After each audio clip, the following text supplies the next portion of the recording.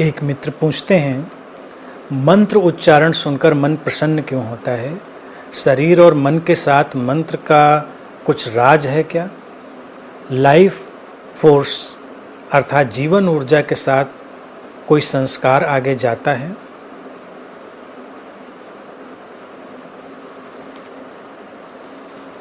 देखिए, परंपरा में मंत्रों का जो आविष्कार हुआ, उनका निर्माण हुआ, वो लंबे अनुभव के साथ हुआ।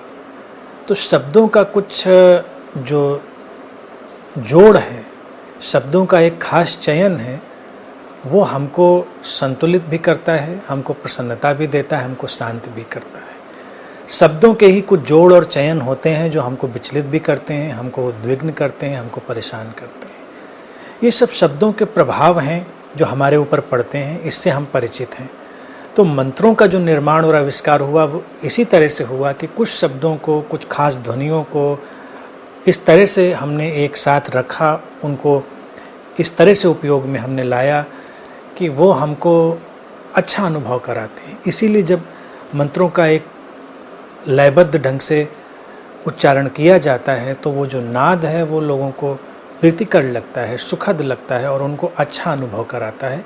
तो मंत्रों का तो ये राज है ही है, इसीलिए परंपरा में मंत्र आए हैं।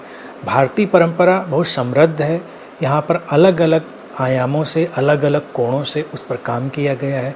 तो मंत्रों पर भी काम किया गया है। तो मंत्रों को बस हमको ऐसे ही देखना है कि ये एक विशेष ध्वनियाँ, नाद, शब्द, उनका समूह है, उच्चारण है, जो हमको लाभ देता है और हमको संतुलित होने में सहयोग भी देता है अनेक अनेक रूपों में।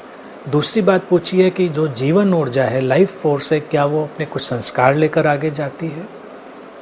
तो इसमें भी बिल्कुल ठीक बात है कि जो संस्कार, वृत्तियाँ या जो एक्यूमुलेटेड नॉलेज है, एक्यूमुलेटेड टेंडेंसीज हैं, इंटेंशन है, यानी कि जो सामूहिक रूप से इकट्ठा की हुई वृत्तियाँ, संस्कार और विचार सब इकट्ठे हो गए हैं, वो उस जीवन ऊर्जा में सूक्ष्म रूप से इनकोड होते हैं और वो कहीं ना कहीं आगे तो जाते ही हैं। इसीलिए हमेशा जीवन वैसा ही नहीं होता जैसा पहले था। हर मोमेंट के साथ, हर गति के साथ, हर प्रवाह के साथ जीवन बेहतर होता चला जाता है, अच्छा होता चला जाता है। यही जीवन का रहस्य है, यही जीवन का राज भी है, यही जीवन की खूबसूरती भी है।